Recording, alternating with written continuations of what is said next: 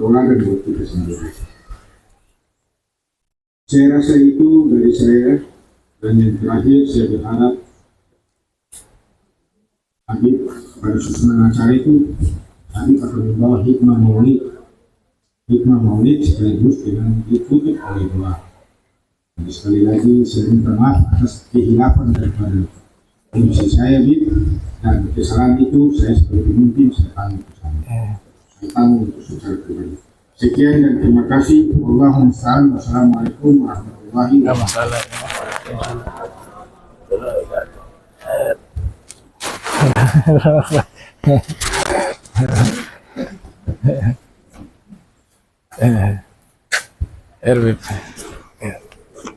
Apa ya? Terima kasih. Lupa lembar mobil cari tiket dia lupa. Selanjutnya acara selanjutnya yaitu acara inti, yaitu akan dibawakan ceramah atau tausiah dari guru besar kami, yaitu Habib Abdurrahman bin Kamil Assagaf SPD PDI.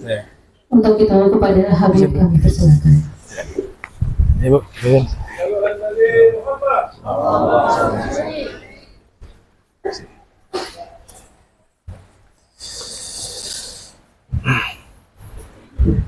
duduk deh.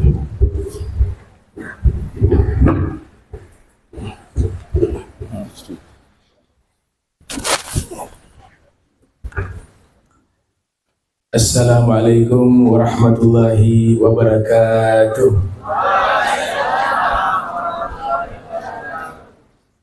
Alhamdulillahirabbil alamin. Allahumma shalli wa sallim ala sayyidina Muhammadin miftahi babi rahmatillah adada ma fi ilmillah salatan wa salaman daimain mutalazimain bidawai mulkillah wa ala alihi wa sahbihi wa man wala hamma ba'du.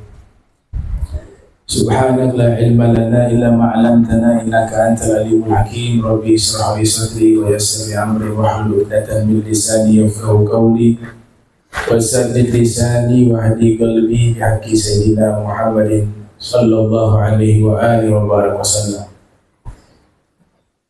Yang kami muliakan, yang kami hormati Kepala Dinas Kelautan dan Perikanan Maluku Utara Sayyid Abdullah Assagaf mata'anallahu ta'ala bituli hayati wa umrih, dan seluruh staf dan jajaran dari Dinas Kelautan dan Perikanan Provinsi Maluku Utara yang saya muliakan seluruhnya, ibu-ibu dan wanita yang telah membacakan maulid ad-diwa'i yang insyaallah dirahmati Allah Subhanahu wa ta'ala, para jajaran aparatur pemerintah yang hadir, yang saya muliakan, saya hormati, hadirin hadirat, para asatiz yang insyaallah semuanya dirahmati Allah Subhanahu wa ta'ala.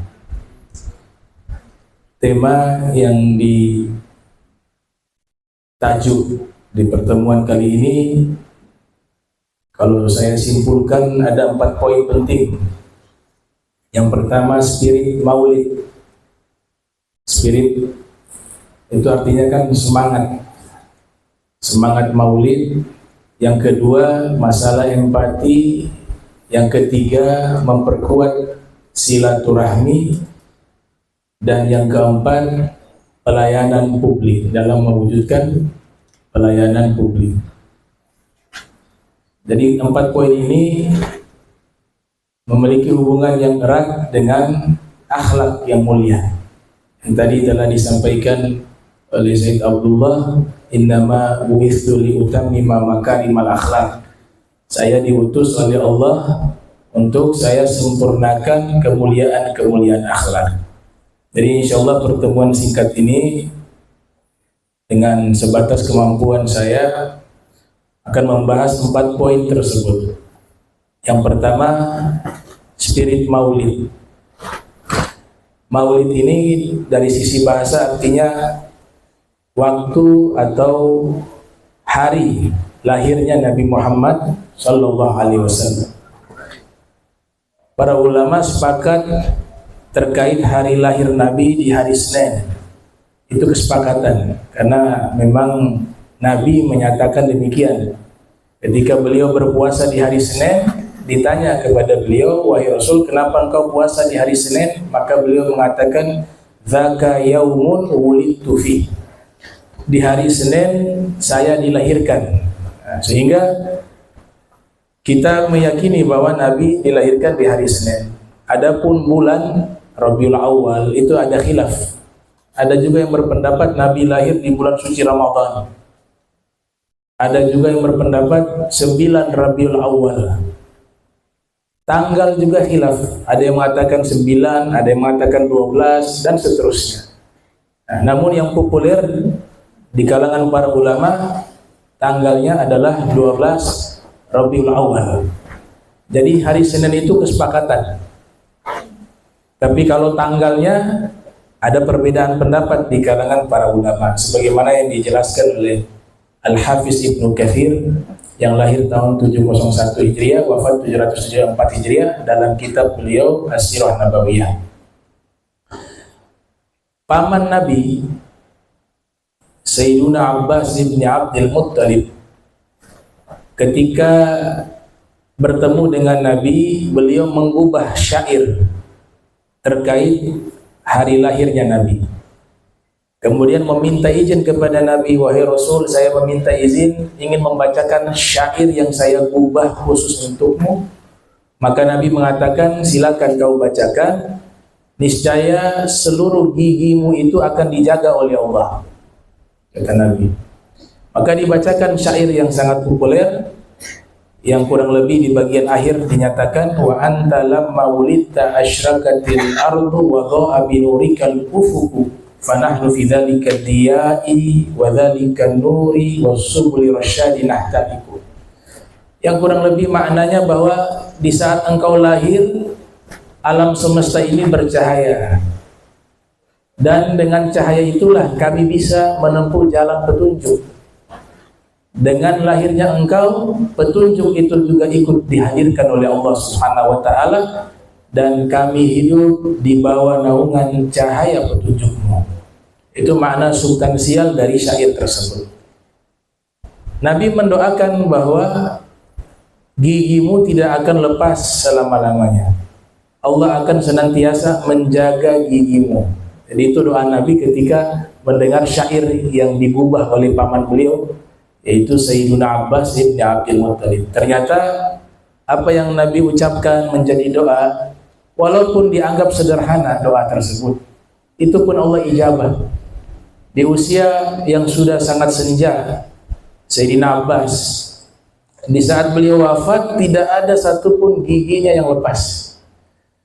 Ada min barakah doanya Nabi Muhammad sallallahu alaihi wasallam, dari keberkahan doanya Rasul sallallahu alaihi wasallam. Nabi lahir ke alam dunia ini itu membawa 3 komponen.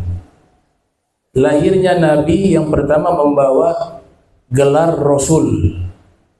Jadi kalau Rasul yang kita bicara adalah figur beliau. Yang kedua risalah.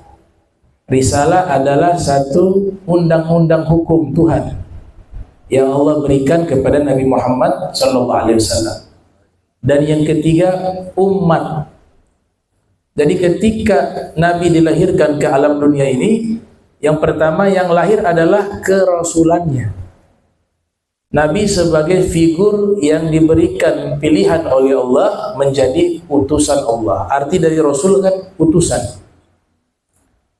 Dan ini banyak sekali di dalam Al-Quran. Allah Ta'ala berfirman, wa ma arsalnaka illa rahmatan lil alamin. Tidaklah kami mengutusmu terkecuali menjadi rahmat bagi alam semesta. Kata arsalnaka, kami mengutusmu, itu adalah maknanya sebagai seorang Rasul.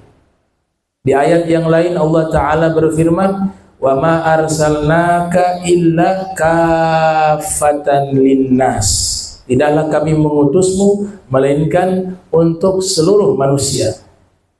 Jadi dikatakan oleh para ulama, kalau nabi-nabi terdahulu itu diutus khusus kepada kaumnya, kepada Bani Israel. Nabi Hud diutus kepada kaumnya, kaum Ad. Nabi Soleh diutus kepada kaumnya, kaum Samud. Nabi Musa diutus kepada kaumnya, Nabi Isa diutus kepada kaumnya, yaitu Bani Israel. Tapi kalau Nabi kita Muhammad sallallahu alaihi wasallam diutus kepada seluruh manusia. Dari suku manapun, semua itu menjadi umat Nabi Muhammad sallallahu alaihi wasallam. Makanya ulama bagi dua, ada umat ijabah, ada umat dakwah. Jadi orang-orang yang belum beriman kepada Nabi Muhammad itu juga disebut umat Nabi Muhammad. Mau agama apapun dia, Nasranikah dia, Yahudikah dia, Buddhakah dia, Konghucukah dia, mereka disebut umat Nabi Muhammad. Kenapa disebut umat Nabi Muhammad? Menjadi objek dakwah, dan kita sebagai pengikut Nabi Muhammad tetap wajib berperilaku baik dengan mereka. Disebut umat. Adapun umat Islam disebut umat ijabah, umat yang menjawab panggilan dakwah Nabi Muhammad, sehingga mereka menerima ajaran Rasul sebagai seorang Muslim, disebut dengan umat ijabah. Dalam hadis riwayat Imam Muslim yang lahir tahun 204 Hijriah, wafat 261 Hijriah, Rasulullah SAW bersabda dengan sebutan umatku ini Yahudi dan Nasara. Dalam hadis Sahih Muslim, yang beriman padaku disebut umat ijabah. Jadi mereka masih mendapatkan porsi akhlak mulia yang dimiliki oleh umat Islam, itu tetap diperintahkan untuk kita berinteraksi dengan orang-orang yang berada di luar agama Islam. Dalam konteks interaksi sosial, akhlak mulia itu tetap dituntut bagi kita berakhlak kepada mereka. Maka di hadis disebut wa khaliqin nasa bi khuluqin hasanin. Nabi sebut apa? Berakhlaklah dengan akhlak yang baik kepada manusia. Nabi tidak membatasi kalian berakhlak baik kepada muslim, tidak, tapi Nabi sebut annas, manusia. Kita dituntut berakhlak baik kepada seluruh manusia. Dalam istilah ilmu fikih, orang-orang non-muslim atau orang kafir dibagi dua. Ada yang zimmi, ada yang harbi. Yang zimmi, mereka tidak pernah mengganggu umat Islam. Mereka baik dalam bersosialisasi dengan umat Islam. Mereka tinggal di negara dalam naungan keamanan. Maka mereka ini mendapatkan porsi yang sama di dalam masalah interaksi sosial, di mana kita juga wajib berakhlak mulia dengan mereka. Yang dilawan dalam Islam itu namanya harbi. Dia bukan hanya konteks kepada orang non-muslim. Istilah orang Islam yang memberontak, yang melakukan kejahatan dengan tentu secara masif, disebut dengan bugot. Bugot itu apa? Orang-orang Islam yang memberontak, orang-orang Islam yang melakukan kejahatan. Dalam syariat diperangi mereka. Begitu juga orang kafir, ada yang tidak memerangi umat Islam, yang baik akhlaknya, interaksinya baik, mereka juga dijaga keamanannya, dan kita wajib berbuat baik kepada mereka. Yang dilawan yang harbi, sebagaimana saat ini yang terjadi di Palestina, itu jelas-jelas mereka membantai umat Islam. Bahkan ada juga saudara-saudara dari non-muslim, Nasrani juga di Palestina ikut menjadi korban. Jadi yang Islam memerangi bukan agama, bukan agama tertentu, tidak, tapi perbuatan jahatnya. Itu yang diperangi dalam agama Islam. Nah, sebab itulah Rasul lahir, selain beliau sebagai figur seorang Rasul yang memang Nabi internasional, diutus kepada seluruh manusia, beliau juga membawa perangkat risalah. Risalah di situ adalah undang-undang Allah. Di situ ada masalah ibadah. Masalah ibadah berkaitan mulai dari sholat. Wa aqimus sholata wa atuz zakata, dirikanlah sholat dan tunaikanlah zakat. Masuk ke dalam risalah, dalam bagian ibadah. Kemudian ada perintah melaksanakan ibadah puasa. Ya ayyuhalladzina amanu kutiba alaikumus syiyam kama kutiba alal ladzina min qablikum la'allakum tattaqun. Faman syahidu minkumus syahra falyasumhu. diwajibkan bagi kalian berpuasa di bulan suci Ramadan. Kemudian ada juga perintah melaksanakan ibadah haji. Walillahi 'alan nasi hajjul baiti man istata'a ilaihi sabila. Kalian punya kewajiban kepada Allah melaksanakan ibadah haji bagi yang mampu. Ini masuk ke dalam risalah yang dibawa oleh Nabi Muhammad sallallahu alaihi wasallam, tapi dalam konteks ibadah.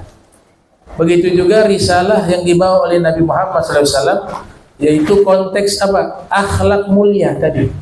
Itu juga termasuk risalahnya Rasul sallallahu alaihi wasallam, di mana dia diajarkan ya rendah hati dalam Al-Qur'an. Ibadur Rahman alladzina yamshuna 'alal ardi hauna wa idza khatabahumul jahiluna qalu salama. Hamba-hamba Allah yang penyayang, kalau jalan di muka bumi rendah hati, tidak sombong. Mereka dicintai oleh Allah Subhanahu wa taala. Apabila ada yang berkata kasar kepada mereka, mereka tidak menjawab dengan jawaban yang sama. Jadi ini akhlak yang dituntun dan diajarkan oleh Allah Ta'ala kepada kita. Jadi kalau ada orang mencaci maki kita, mengatakan kita dengan kalimat-kalimat yang tidak baik, kemudian kita membalas dengan ucapan yang sama, maka tidak ada bedanya kita dengan dia. Akhlak itu hilang, akhlak mulia itu hilang. Kejahatan dibalas dengan kejahatan. Kita katakan dia orang jahat, maka saya harus balas dengan kejahatan, maka sama-sama jahat. Disinilah level seorang mukmin sejati, yang mereka sudah memiliki satu gelar terhormat yang disebut orang yang memiliki akhlak mulia. Dan orang semacam ini dicintai oleh Allah. Kita jangan lihat orangnya, kita melakukan kebaikan yang nilai Allah. Dia melakukan hal yang jahat kepada kita, kita balas dengan kebaikan, di situ Allah ridho kepada kita. Kita dapat gelar terhormat. Kita hidup di dunia ini kan tidak lama. Satu saat akan meninggal juga. Nabi katakan umur kita ini rata-rata 60 sampai 70. Ya, a'maru ummati ma baina sittin aw sab'in. Sangat singkat. Kemudian perbandingan satu hari di akhirat seperti 1000 tahun di dunia. Ya, khalaqas samawati wal arda. Allah menciptakan langit dan bumi. Kemudian hitungannya alfa sanatin mimma ta'uddun. Hitungannya satu hari di akhirat seperti 1000 tahun di dunia. Jadi masalah sebesar apapun di dunia itu singkat. Kalau kita sudah meninggal, itu gak ada artinya semua problem yang ada di dunia. Begitu juga kebaikan yang kita lakukan, walaupun hanya sesaat di dunia, tapi kebaikannya itu akan diabadikan oleh Allah sampai di akhirat. Semua perbuatan kecil, Nabi katakan, yang kita anggap sepele, tapi ternyata di sisi Allah itu bernilai pahala. Misalnya apa? Senyum. Ya, tabassamuka biwajhi akhika falaka sadaqah, kata Nabi. Senyumanmu di hadapan saudaramu, engkau mendapatkan pahala sedekah. Jadi kalau ada celengan di masjid, kalau memang nggak mau keluarkan uang, ya senyumin aja celengan, dapat sedekah juga. Itu. Jadi sedekah itu sangat sederhana. Tapi kalau yang mampu dengan hartanya, ya senyum gak cukup dia. Dia harus keluar, karena Allah nilai itu sebenarnya dua hal. Ada kualitas, ada kuantitas. Nabi pernah mengatakan 1000 dirham itu kalah dengan 1 dirham. 1000 dirham pahalanya kalah dengan 1 dirham. Ditanya kepada Nabi, wahai Rasul, maksudnya apa 1000 dirham pahalanya kalah dengan 1 dirham? Rasul mengatakan 1 dirham yang dikeluarkan oleh orang fakir miskin, hartanya hanya ada itu, 1 dirham. Maka pahalanya lebih besar dari orang kaya yang mengeluarkan 1000 dirham, karena hartanya masih banyak. Nah, di sini dinilai apa? Dinilai kuantitas, jumlah. Tapi juga amal juga dinilai kualitas. Dikatakan oleh para ulama, di dalam Al-Quran Allah Subhanahu wa ta'ala selalu menyebutkan dinilai paling bagus amal di antara kalian, bukan paling banyak amal. Alladzi khalaqal mauta wal hayata liyabluwakum ayyukum ahsanu amala. Gak ada satu ayat dalam Al-Quran Allah nilai aktsaru amala dalam konteks kualitas amal. Jadi kualitas amal, kita sholat walaupun 2 rakaat, tapi 2 rakaat itu berkualitas. Itu lebih baik daripada sholat sunnah puluhan rakaat, tapi dari awal isinya berantakan. Nah, sehingga 2 hal itu sangat penting, ada kualitas, ada kuantitas di dalam amal.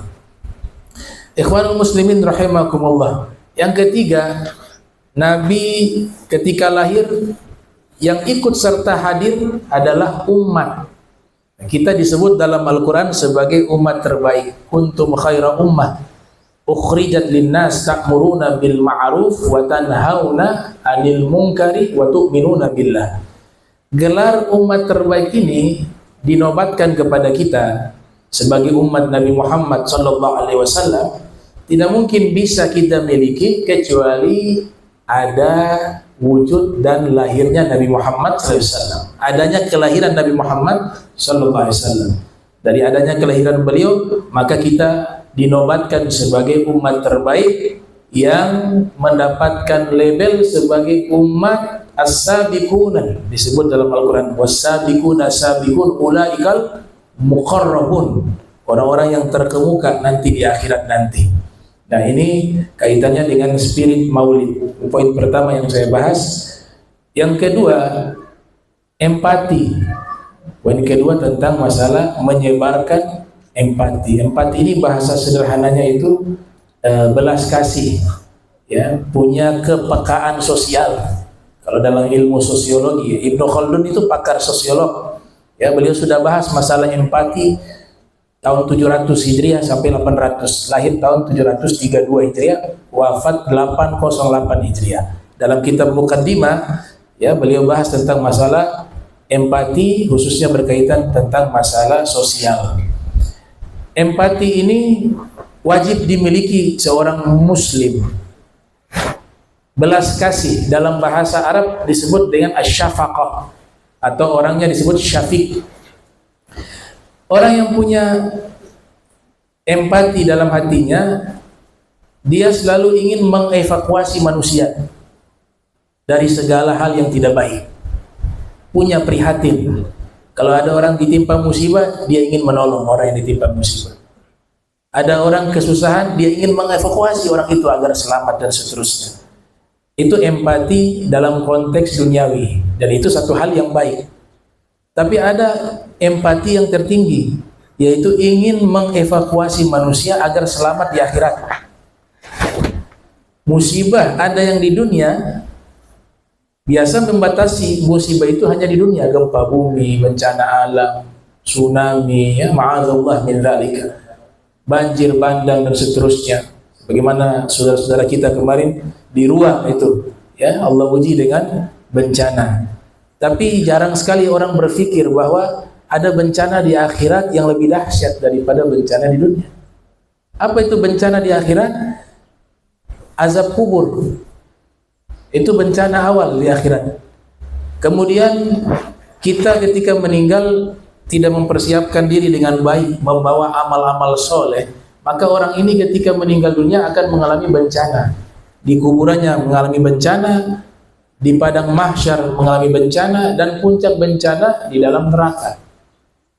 Nah, orang yang punya empati yang tinggi, dia bukan hanya berfokus mengevakuasi manusia terkait bencana di dunia saja, tapi dia punya jiwa empati, ingin menyelamatkan manusia, mengevakuasi manusia agar selamat juga dari bencana yang terjadi di akhirat. Nah, ini tertinggi, ini empati yang tertinggi. Dan empati yang terbesar itu Allah yang pertama. Allah punya kasih sayang, belas kasih kepada kita, itu melebihi belas kasihnya makhluk. Coba lihat di dalam Al-Quran, kita dianjurkan, disunahkan membaca basmalah di semua surat kecuali surat At-Taubah. Sunnah hukumnya baca Bismillahirrahmanirrahim. Kalau yang wajib di surat Fatihah, mazhab Syafi'i mewajibkan baca basmalah di surat Fatihah. Mazhab Maliki tidak mewajibkan baca basmalah karena dianggap basmalah bukan bagian dari surat Fatihah. Hambali, Hanafi itu mengsunahkan membaca tapi sir, dibaca tapi tidak dikeraskan. Ya, jadi ada 3 pendapat. Nah, itu basmalah simbolisasi dari empatinya Allah kepada makhluk. Bismillahirrahmanirrahim, dengan menyebut nama Allah yang Maha Pengasih lagi Maha Penyayang. Itu belas kasih, empatinya Allah kepada kita. Coba lihat saking baiknya Allah. Allah punya empatinya kepada makhluknya, terutama kita umat Nabi Muhammad SAW. Kita punya dosa sebesar apapun itu, kejahatan yang kita lakukan sebesar apapun itu, tapi kalau kita ingin bertobat, memohon ampun kepada Allah, meminta maaf kepadanya, Allah mengampuni semua dosa kita. Bahkan dosa kita itu dirubah menjadi pahala. Qad buddilat sayi'atukum hasanatin, kata Nabi. Sungguh telah diganti dosa-dosa kalian berubah menjadi pahala-pahala. Dan Allah katakan wala ubali. Aku tidak lagi lihat masa lalunya dia. Masa lalu dia sebagai penjahat misalnya tidak dilihat lagi oleh Allah. Ketika dia bertobat dari gelar dia sebagai penjahat di masa lalu, di saat itu berubah menjadi kekasih Allah. Jadi itu empatinya Allah kepada kita, umat manusia. Dan subhanallah, cara meminta maaf juga tidak dipersulit oleh Allah. Gak ada bayar. Ya, kau taubat harus bayar sekian juta dulu. Atau syarat-syarat tertentu, kamu harus sholat 1000 rakaat baru taubat kamu diterima. Saking empatinya Allah kepada kita, kita taubat hanya cukup 3 hal kalau kepada Allah. An-nadamah yang pertama, menyesal. Apa susahnya menyesal? An-nadamah taubah, kata Nabi. Menyesal terhadap perbuatan dosa itu sebagai salah satu bentuk taubat. Jadi yang syarat pertama kita menyesali, ya Rob, ini kesalahan saya. Ya, saya minta maaf. Yang kedua, dia meninggalkan perbuatan dosa tersebut. Dan yang ketiga, di dalam hati punya tekad kuat tidak ingin mengulanginya. Ya, sekalipun nanti sudah 3 syarat ini terpenuhi, dia kembali terjerumus dalam dosa. Nabi katakan, sekalipun dia berdosa lagi, dia bertobat, Allah tetap terima. Hingga berulang-ulang kali. Ya, kenapa? Karena fitrah manusia bukan malaikat. Kalau malaikat memang tidak punya dosa. Namanya manusia diciptakan itu diberikan potensi lupa dan lalai. Al-insanu makanul khata' wa nisyan. Maka Allah Ta'ala memberikan ruang terbuka bagi siapapun yang mau bertobat kepadanya tanpa melihat dia siapa, tanpa melihat masa lalunya. Ini empatinya Allah kepada kita. Maka kita harus gunakan sebaik-baiknya.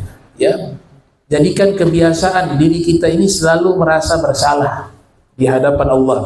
Yang jadi penyakit merasa suci, merasa hebat, merasa tidak punya dosa, padahal hakikatnya ada dosanya. Kita gak bisa lepas dari dosa. Al-Imam Ibnu Athaillah Sakandari mengatakan rubba ma'siyatin aw rasa zilla wan kisara khairun min ta'atin aw rasa izza wastikbara. Ada kalanya perbuatan maksiat yang membuat orang merasa hina itu lebih baik daripada perbuatan taat yang membuat dia merasa sombong. Orang pendosa ketika merasa hina melakukan dosa kemudian memohon ampun kepada Allah, itu jauh lebih baik dari orang yang ahli taat tapi merasa hebat dengan ketaatannya. Nah, ini tarbiyah yang diajarkan oleh seorang sufi bernama Al-Imam Ibnu Athaillah Sakandari. Nah, jadi empatinya Allah kepada kita itu sangat luar biasa. Dari struktur bahasa, Ar-Rahman Al-Mun'im bi Jala'ilin Ni'am. Kasih sayang Allah dengan lafaz Ar-Rahman, Allah memberikan nikmat-nikmat besar kepada kita. Bi Jala'ilin Ni'am. Ada ulama mengartikan Ar-Rahman itu Allah memberikan nikmat tanpa melihat kepada siapa dia berikan nikmat tersebut. Mau yang taat, Allah berikan nikmat itu. Yang ahli maksiat, Allah pun berikan nikmat itu. Yang beriman, Allah berikan nikmat. Yang tidak beriman, Allah pun berikan nikmat kepadanya. Itu namanya sifat Ar-Rahman, memberikan nikmat tanpa melihat kepada siapa-siapa. Semua dibagikan kenikmatan tersebut. Tapi ketika Ar-Rahim dikatakan oleh para ulama, Al-Mun'imu bidagaikin ni'am. Allah berikan nikmat yang halus, nikmat tambahan. Kita diberikan nikmat akal, semua diberikan nikmat akal. Tapi ada yang memang diberikan akalnya lebih, ya. Seperti imam kita, Imam Syafi'i misalnya. Imam Syafi'i diberikan ketambahan nikmat dari sisi akal, sekali baca hafal, ya. Kalau kita ya 10 kali 20 kali sudah hafal, keluar lupa. Imam Syafi'i itu memiliki kelebihan sekali melihat terhafal di dalam otaknya. Bahkan beliau dikatakan dalam managibnya, kalau mau menghafal lembaran sebelah harus ditutup. Khawatir ketika menengok ke lembaran sebelah, hanya yang sebelah terhafal juga, maka ditutup. Nah, ini namanya diberikan tambahan nikmat. Tambahan nikmat juga, orang yang sudah bisa menjaga sholat 5 waktu, itu sudah nikmat yang Allah berikan. Tapi kalau 5 waktu sudah dijaga, plus, ada plusnya. Tahajud juga dia sholat, sholat duha dia sholat, sholat witir dia sholat. Maka ini nikmat khusus yang ditambahkan oleh Allah Subhanahu wa ta'ala. Nah, itu empatinya Allah kepada makhluk. Empati yang berikut yang tertinggi, empatinya Nabi kita Muhammad sallallahu alaihi wasallam. Belas kasihnya Nabi Muhammad kepada kita sangat luar biasa. Bahkan dalam satu ungkapan dikatakan oleh Nabi, "Ma min muslimin yushaku bisyaukatin illa ajidu ala madzalika fi qalbi." Tidak ada seorang muslim yang menginjak duri, melainkan aku dapati rasa sakit itu dalam hatiku. Kita, salah seorang dari kita, seorang muslim, digambarkan oleh Nabi, dia injak duri, yang pertama kali merasakan sakitnya itu, artinya merasakan empati, itu adalah Nabi Muhammad SAW. Ini beruntung kita memiliki Nabi yang sangat empati kepada umatnya. Bahkan pernah Allah tawarkan, saya akan berikan kepadamu segala sesuatu hingga engkau ridho, kata Allah Ta'ala, wala sawfa yu'tika rabbuka fatarda. Apa jawaban Nabi kita Muhammad SAW? Wallahi lan arda wa wahidun min ummati finnar. Demi Allah, saya tidak akan pernah bahagia dan saya tidak akan pernah ridho jika masih ada salah seorang dari umatku berada di dalam neraka. Nah, jadi layak sekali kalau Nabi mengatakan kita wajib mencintainya. Wajib mencintai Nabi melebihi mencintai segala sesuatu. La yu'minu ahadukum hatta akuna ahabba ilaihi min waladihi wa walidihi wan nasi ajma'in. Tidak sempurna keimanan seorang di antara kalian hingga dia jadikan aku lebih dia cinta melebihi anaknya, orang tuanya, dan seluruh manusia. Kenapa demikian? Kita harus mencintai Nabi. Di sini bukan berarti tidak beriman, ya. Jadi kalau ada orang mengatakan saya bersyahadat kepada Nabi, tapi saya tidak terlalu cinta kepada Nabi, saya tidak terlalu fanatik kepada Nabi, dia masih mukmin tapi gak sempurna imannya. Tidak boleh kita katakan oh dia kafir, karena yang namanya syarat Islam itu kesaksian, bukan mahabbah, bukan cinta. Orang sudah bersaksi tiada Tuhan selain Allah, dan aku bersaksi Nabi Muhammad adalah utusan Allah. Ini dalam perspektif syariat, ya, dia sudah masuk Islam. Urusan dia cinta tidak cinta itu urusan pribadi dia yang rugi. Tapi ketika orang-orang sufi, perspektif tasawuf, ya, cinta itu masuk syarat syahadat. Karena bagaimana mungkin kau bersaksi kepada Nabi Muhammad dan kamu mengikuti semua ajarannya, tapi kamu tidak cinta kepadanya? Itu satu hal yang sangat aneh. Sehingga orang-orang sufi mengatakan mahabbah itu bagian juga dari syarat syahadat. Jadi ada dua perspektif, ada perspektif fikih dan perspektif tasawuf. Nabi mengatakan iman kalian tidak sempurna kalau kalian mencintai saya masih kurang kecintaannya kepada saya. Karena sebab kalian mencintai anak kalian, istri kalian, orang tua kalian, dan seluruh manusia. Kenapa Nabi memberikan sabda tersebut? Iman tidak sempurna berkaitan dengan cinta kepada Nabi. Dan kenapa kita harus mencintai Nabi melebihi mencintai anak, orang tua, istri, suami, dan seluruh manusia? Jawabannya hanya satu. Jawabannya hanya satu, dan itu dijawab di dalam Al-Quran. Allah Ta'ala berfirman, di hari kiamat, yafirru, lari seseorang dari istrinya, dari anaknya, dari sohibati, wabanihi, dari orang tuanya pun dia lari di hari kiamat. Kenapa? Karena saling menuntut, saling meminta hak, dan dilupakan. Semua manusia yang menyatakan cinta di dunia ketika hari kiamat akan lupa, kecuali memang mereka orang-orang yang memang selamat di akhirat. Tapi satu-satunya manusia yang kebaikannya itu tidak pernah terputus. Selama beliau di dunia, beliau peduli kepada kita sebagai umatnya, dan itu buktinya sangat banyak. Beliau menjelang wafat, walaupun riwayat ini diperselisihkan oleh para ulama, yang beliau sebut ummati, ummati, ummati, umatku, umatku. Ketika lagi sujud dalam sholat, yang beliau doakan umat. Di setiap sholat malam, yang beliau doakan umat. Artinya beliau sangat betul-betul cinta dan sayang kepada kita. Nah, sayangnya Nabi kepada kita, kepada umatnya di dunia ini tidak berubah juga ketika sudah berpindah di alam akhirat, di alam kubur. Nabi itu dalam riwayat, semua amalan umatnya itu dipresentasikan di hadapan Nabi di alam kubur. Tu'radu a'malukum alayya fa in wajadtu khairan hamidtullah, kata Nabi. Semua amal kalian itu ditunjukkan di hadapanku. Itu setelah Nabi pindah ke alam kubur. Kalau aku dapati amalan ini baik, aku bersyukur kepada Allah. Jadi Nabi di dalam kubur pun masih peduli kepada umat.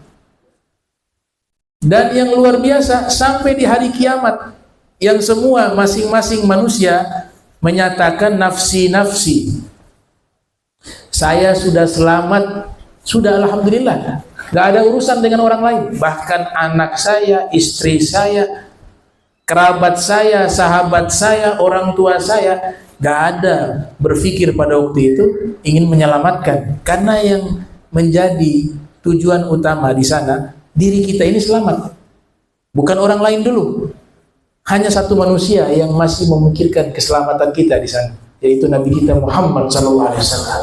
Maka pantas kalau mencintai beliau melebihi segala sesuatu, karena cinta beliau tidak pernah pudar sepanjang zaman, lintas alam, lintas dimensi. Cintanya kepada kita tidak pernah pudar, bahkan lebih mengutamakan keselamatan kita melebihi diri beliau sendiri.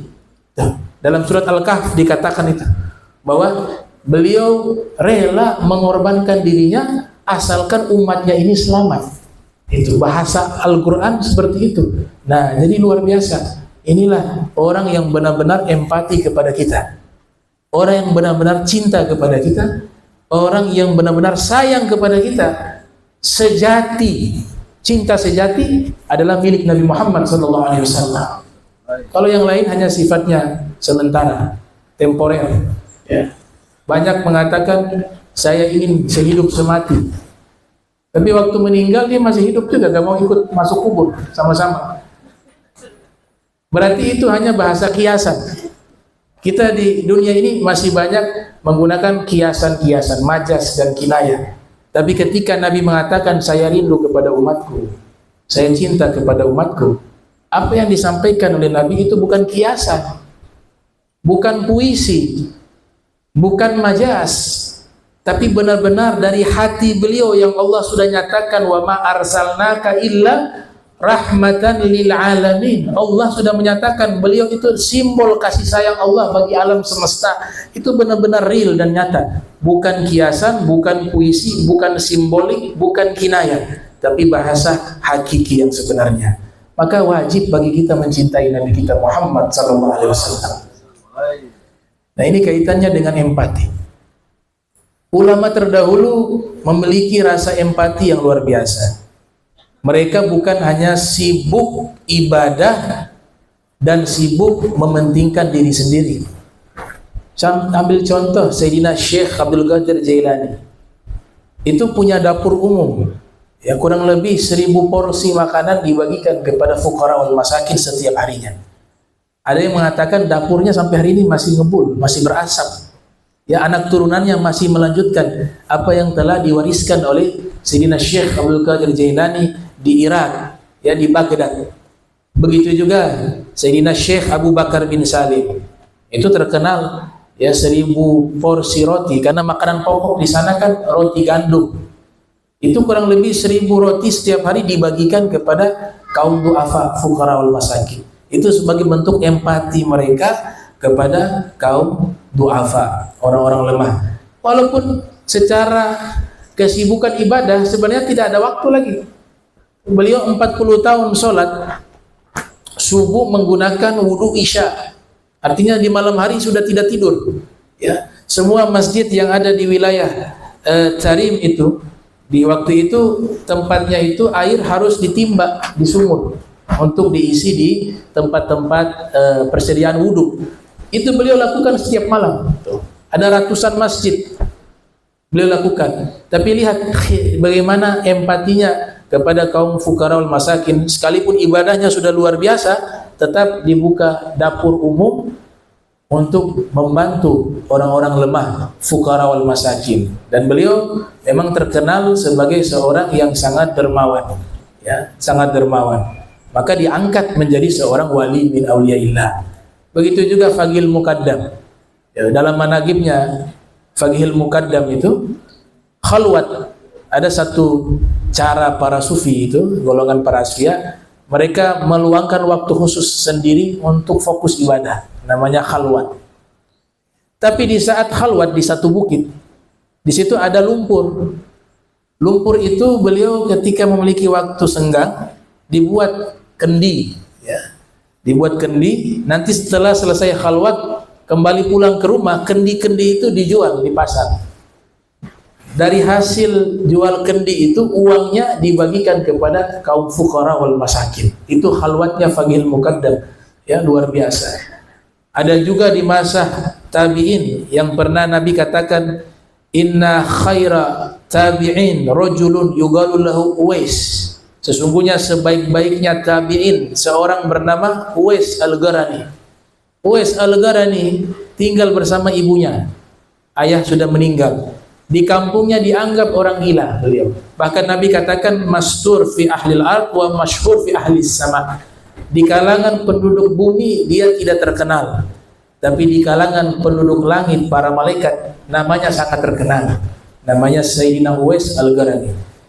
Makanan sehari-hari yang beliau dapat itu beliau ambil di tempat sampah. Artinya hidup dalam keadaan sangat prihatin, sangat miskin. Sehingga makanan pun yang beliau makan, beliau konsumsi, itu beliau hanya mengambil sisa-sisa makanan yang ada di tempat sampah. Biasanya di masa itu ada tempat sampah khusus. Ini pembuangan roti-roti yang tidak dimakan, dibuang, tidak dicampur dengan sampah basah dan seterusnya. Nah, jadi dari situlah diambil makanan untuk dimakan. Yang luar biasa di sini, ya, sifat empatinya. Padahal beliau ini butuh empatinya kita. Kalau kita hidup di masa beliau, orang-orang yang mampu itu, mereka justru harus berempati kepada Uwais. Ibadahnya luar biasa, sudah diberikan gelar terhormat oleh Nabi Muhammad SAW, hidupnya fakir miskin, tapi justru beliau punya empati kepada orang miskin. Makanan yang beliau dapat, roti, selalu dibagi 3. Satu bagian untuk beliau, bagian kedua untuk ibu beliau, bagian ketiga untuk sedekah kepada fakir miskin. Padahal rotinya diambil dari mana? Tempat sampah. Untuk makan pun beliau sulit, tapi masih memiliki rasa empati. Maka tidak salah kalau Nabi katakan nanti di hari kiamat beliau memberikan syafaat kepada 2 suku besar bangsa Arab. Mulai dari zaman beliau sampai hari kiamat, berapa banyak jumlah itu? Beliau dari Yaman, Qarn, ya, Uwais Al-Qarani. Tidak pernah berjumpa dengan Rasul SAW, tapi hidup semasa dengan Nabi SAW. akan tetapi beliau memilih berbakti kepada ibu. Beliau ingin sekali berjumpa Nabi, tapi di tempat tinggal beliau punya tanggung jawab merawat sang ibu. Jadi beliau batalkan keinginan berjumpa dengan Rasul di kota Madinah hanya untuk menjaga ibunya. Setiap kali mendengar nama Nabi Muhammad pingsan, saking rindu, tidak mampu. Tapi karena ada ibu, tidak ada yang merawat ibunya, beliau sendiri yang merawat. Subhanallah, Allah berikan kemuliaan. Justru Allah memperkenalkan beliau kepada Nabi Muhammad SAW. Nabi katakan ada seorang laki-laki, dia kalau datang tidak ada yang menghiraukan kedatangannya. Dia kalau pergi tidak ada yang cari. Bahkan ketika meninggal gak ada yang mengurus jenazahnya. Dia dianggap seperti orang gila di tengah-tengah masyarakat. Dia tidak terkenal di bumi, namun dia sangat terkenal di langit, yaitu Sayyidina Uwais Al-Qarani. Ini buah dari baktinya kepada ibu, sehingga Allah berikan kemuliaan. Dia dikenali oleh Nabi Muhammad SAW. Bahkan Nabi memperkenalkan beliau di hadapan sahabat. Dan Nabi memberikan wasiat kepada Sayyidina Umar dan Sayyidina Ali bin Abi Thalib, kalau kalian ketemu Uwais Al-Qarani, minta doa kepadanya, kata Nabi Muhammad SAW. Padahal ulama sepakat manzilahnya Sayyidina Ali dan Sayyidina Umar itu jauh lebih mulia dari Sayyidina Uwais, karena mereka sahabat dan Ahlul Bait. Sayyidina Uwais tabi'in. Tapi hikmahnya adalah apa? Bahwa kita gak pernah kita dilarang meremehkan orang walaupun itu kita anggap di bawah derajat kita. Bisa jadi ada kelebihan yang tidak dimiliki oleh kita yang dimiliki oleh dia. Dan bisa jadi doa dia lebih mustajab daripada doanya kita. Itu dididik para sahabat Ahlul Bait untuk tawadhu, menjadi orang yang selalu merasa rendah hati. Walaupun berada di puncak, sadarilah kita ini ada orang yang di atas kita. Ada orang pintar, berilmu. Jangan sombong dengan ilmu, bahwa yang lebih pintar dari kamu masih banyak. Ada yang kaya, jangan sombong dengan kekayaan. Yang lebih kaya dari kamu masih banyak, dan seterusnya. Sehingga terbina dalam hati kita sifat rendah hati. Ini sifat yang sangat dicintai oleh Allah Subhanahu wa ta'ala. Kemudian poin yang ketiga terkait masalah silaturahmi. Silaturahmi ini Nabi katakan ya, menjalin kasih sayang. Ada konsep yang sesungguhnya arti silaturahmi itu bukan balas budi.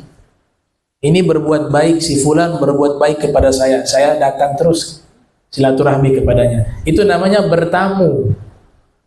Silaturahmi itu konteksnya jika dua orang ini punya masalah, kemudian dia mengalah, datang meminta maaf dan menjalin kasih sayang, itu disebut silaturahmi yang sesungguhnya. Nabi katakan laisa wasil bil mukafai walakinal wasil idza quti asrabihu rahimuhu wa salaha.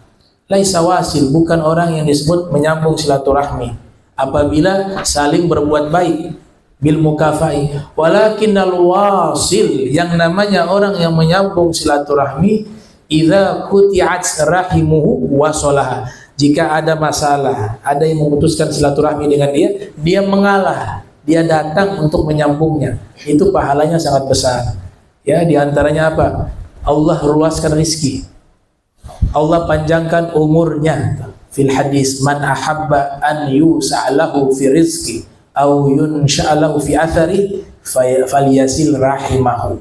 Siapa yang ingin rizkinya diluaskan oleh Allah dan umurnya dipanjangkan oleh Allah, maka hendaklah dia menjalin silaturahmi.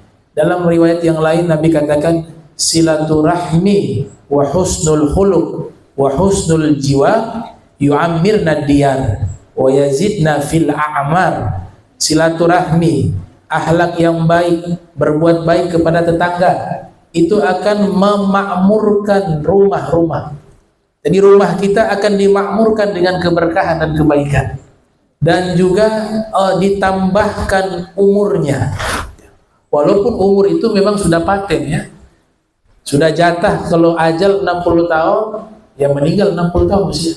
70 tahun dia tetap meninggal usia 70 tahun. Tapi yang dimaksud menambah di sini menambah berkah.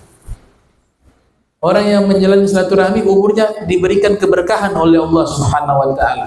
Kalau yang namanya berkah ziyadatun fil khair, pasti dia bertambah baik, bertambah berbuat baik dan seterusnya. Nah, ini silaturahmi. Wa fil hadis Nabi katakan ar-rahim shijnatu minar rahman. Faqala laha man wasalaki wasaltuhu wa man qata'aki qata'tuhu. Kata rahim dibentuk dari nama Allah Ar-Rahman, yang penyayang. Kemudian Allah Ta'ala berkata kepada rahim, wahai rahim, siapa yang menyambung kamu, saya Allah akan menyambungnya. Dan siapa yang memutuskan kamu, saya Allah akan memutuskannya. Dalam Al-Quran, kata rahim dari Ar-Rahman Ar-Rahim. Dalam hadis, ada satu hadis terkenal, namanya hadis musalsal bil awwaliyah, atau disebut al-hadis musalsal bil rahmah. Ini hadis dinukil oleh Syekh Yasin Al-Fadani dalam kitab Sunan Abi Daud yang sanadnya bersambung kepada Imam Abu Daud, terus bersambung kepada Al-Imam Sufyan bin Uyainah, dan bersambung kepada Abdullah bin Amr bin As dari Nabi Muhammad sallallahu alaihi wasallam. Hadis ini disebut dengan basmalahnya hadis. Nabi bersabda, ar-rahimuna yarhamuhum ar-rahman, irhamu man fil ard yarhamkum man fis sama. Orang-orang yang punya kasih sayang, yang selalu menjalin silaturahmi, dia akan disayangi oleh Allah. Sayangilah segala sesuatu yang ada di bumi, niscaya di langit akan menyayangimu.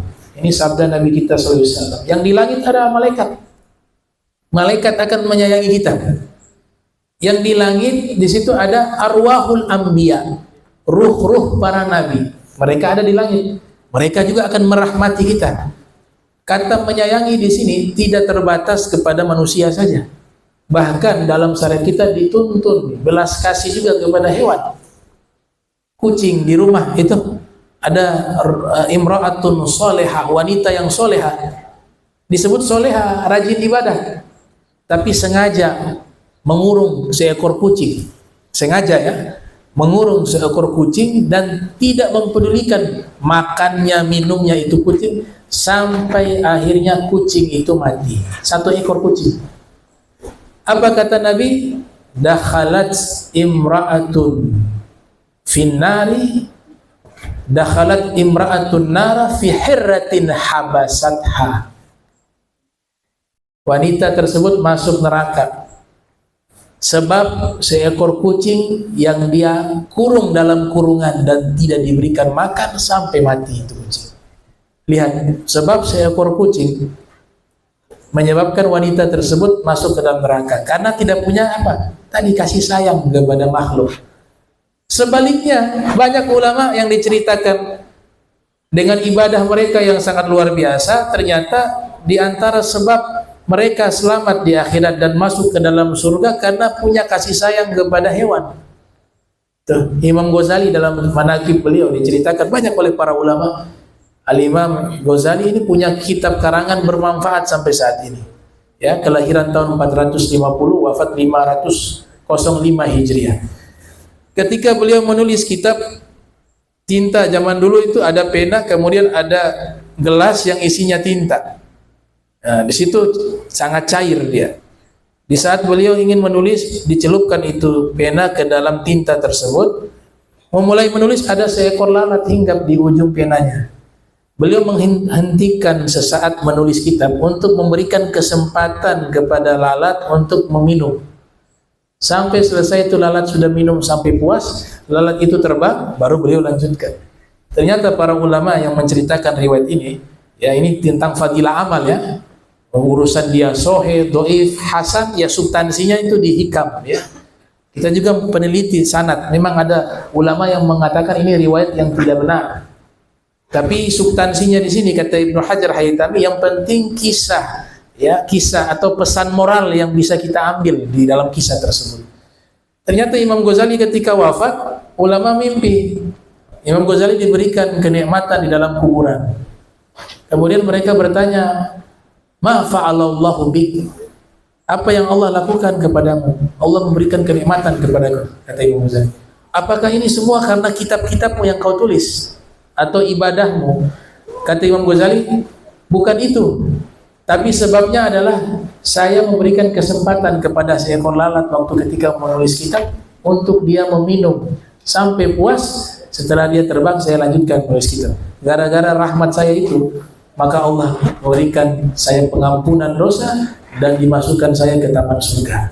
Begitu juga Sufyan Ats-Tsauri, diceritakan beliau keluar di waktu malam di saat cuaca sedang hujan, dia lihat ada anak kucing kedinginan.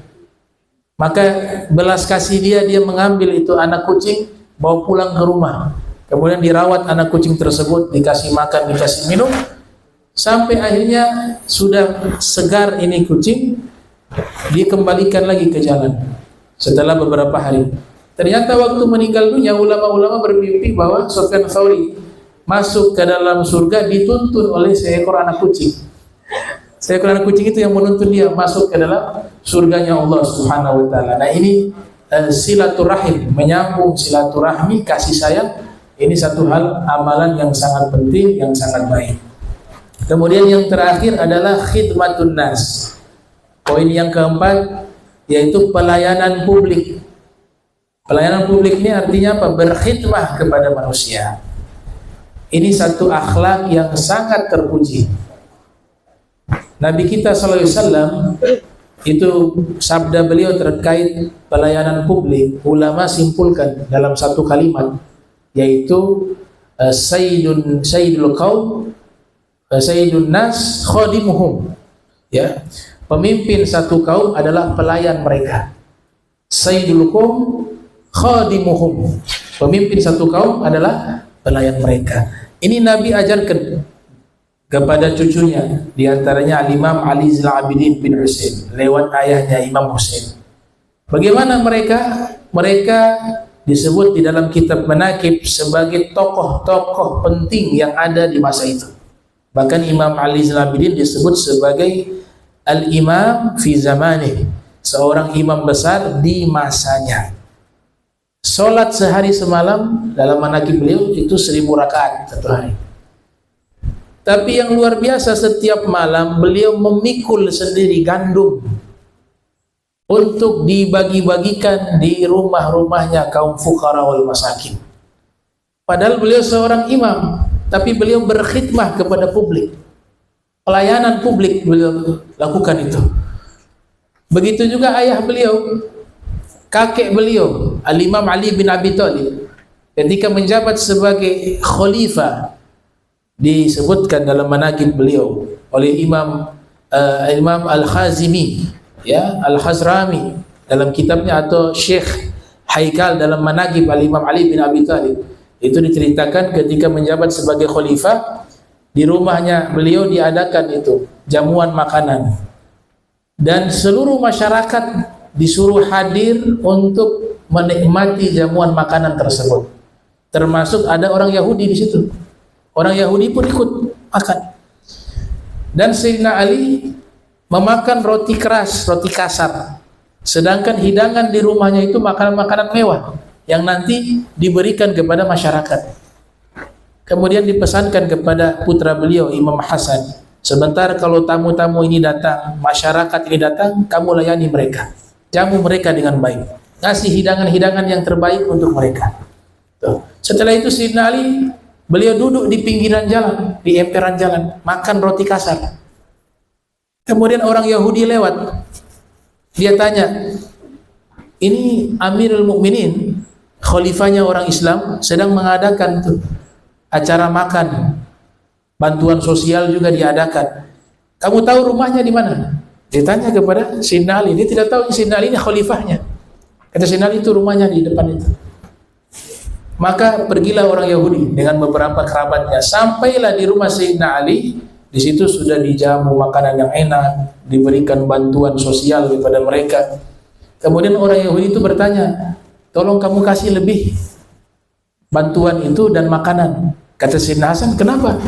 Tadi saya lewat di jalan, kasihan tuh ada orang susah. Di mana? Kata Sayyidina Hasan, itu di depan sana. Waktu Sayyidina Hasan melihat, ternyata itu ayah beliau, Imam Ali bin Abi Thalib. Kata Sayyidina Hasan, ini yang ngasih semua ini beliau. Beliaulah Imam Ali bin Abi Thalib. Akhirnya orang Yahudi masuk Islam. Ini pemimpin makan roti kasar, Kemudian masyarakat dikasih makanan yang mewah dan dikasih bantuan. Luar biasa. Mengatakan kalau khalifah kalian seperti ini, kami orang-orang Yahudi yang ada di Madinah semuanya akan memasuki agama kalian, agama Islam. Kalau semua kalian akhlaknya seperti beliau, Amirul Mukminin Al-Imam Ali bin Abi Thalib. Nah, inilah namanya berkhidmah kepada masyarakat. Khidmah. Nah, tugas ulama, umara, para pejabat, para ulama itu tugas utamanya khidmah.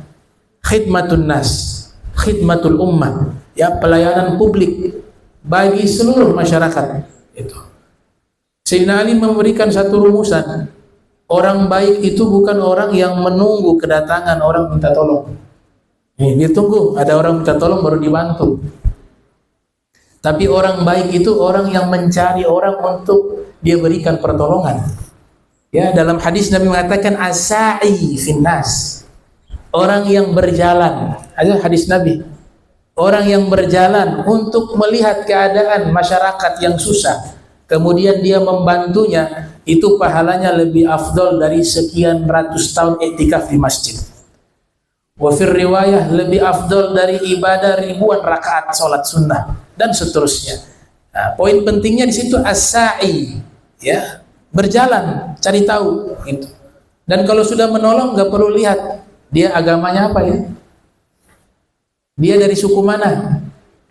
Selama dia manusia, tidak lihat latar belakang agamanya apa, dari suku mana. Ketika orang ini butuh pertolongan, maka wajib kita membantunya. Nah, ini orang-orang yang nanti dicintai oleh Allah, dicintai oleh Nabi Muhammad SAW. Jadi rumusan terakhir saya tutup, kesimpulan terakhir, kalau ingin dicintai oleh Allah dan Rasul, dia harus melakukan satu amalan yang di luar orang normal. Kalau masih biasa-biasa ya sama, semua orang bisa. Itu. Contoh Nabi katakan begini, memang sulit karena inilah amalan yang mendatangkan ridhonya Allah, harus sesuatu yang luar biasa. Kalau yang biasa-biasa saja, ya magomnya di mata Allah juga biasa. Nabi pernah mengatakan, ahdi liman lam yuhdilak, atau kama qala Nabi sallallahu alaihi wasallam, wa'ud liman lam ya'ud ilaika.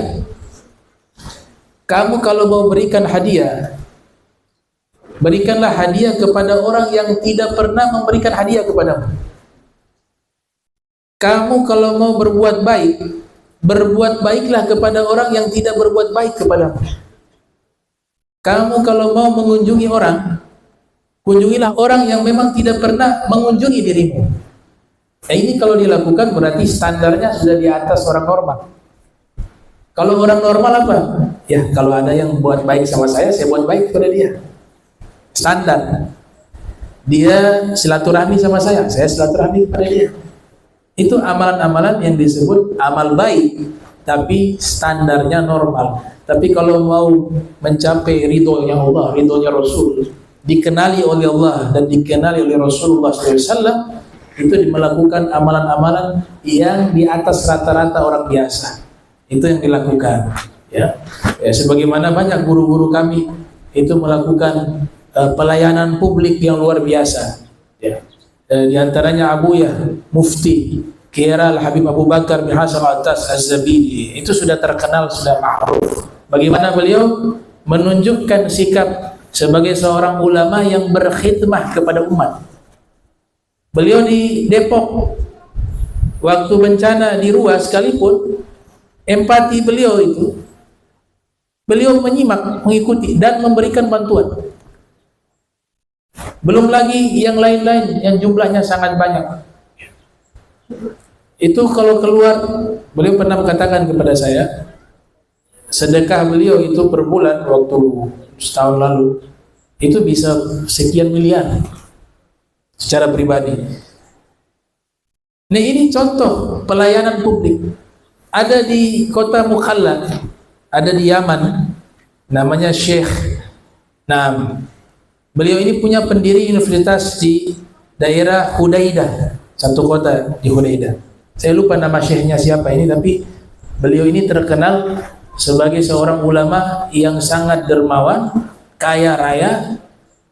Itu menanggung 1000 orang fakir miskin, nafkahnya per bulan ditanggung. Dan bahkan orang-orang yang sakit di rumah sakit, beliau yang mengambil resep-resepnya di rumah sakit, kemudian beliau mendatangi apotik, membeli itu obat, dibagikan kepada mereka secara langsung. Padahal tinggal di wilayah yang memang secara ekonomi sulit. Ya, tapi lihat bagaimana khidmah mereka kepada masyarakat. Akhirnya waktu meninggal dunia, itu panti asuhan di sana semua beliau bagi-bagikan.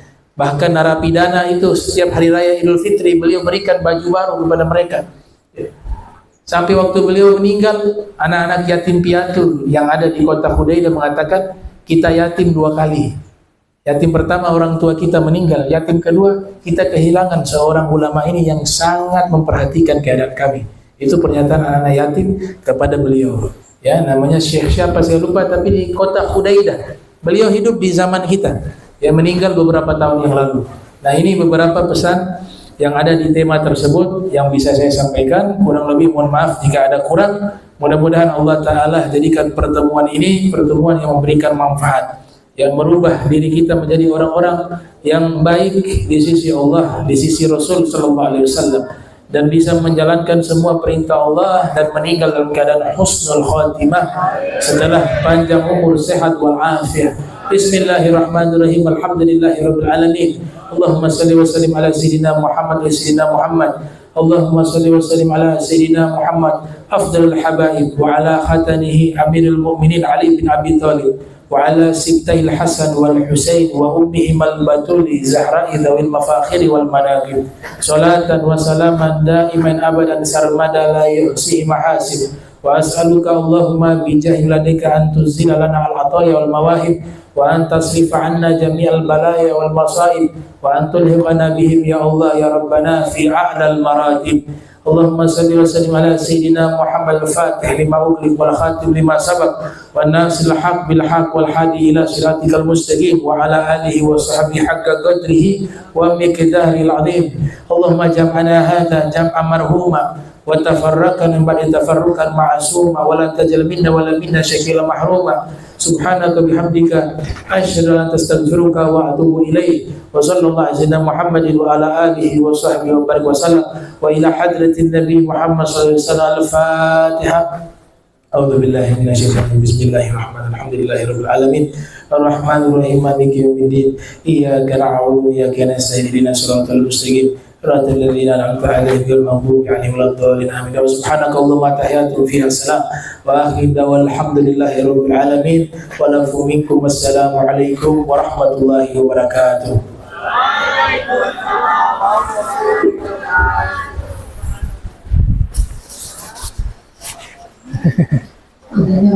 Berakhirnya adalah tadi, maka selesai sudah acara pada hari ini.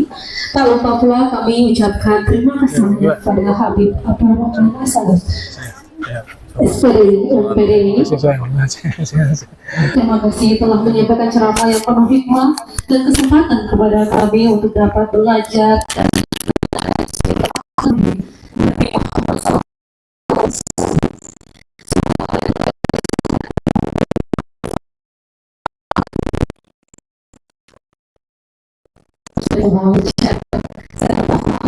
sebanyak-banyaknya menyampaikan acara hari ini, khususnya kepada Guru Besar Al-Habib Abdul Rahman Asadus.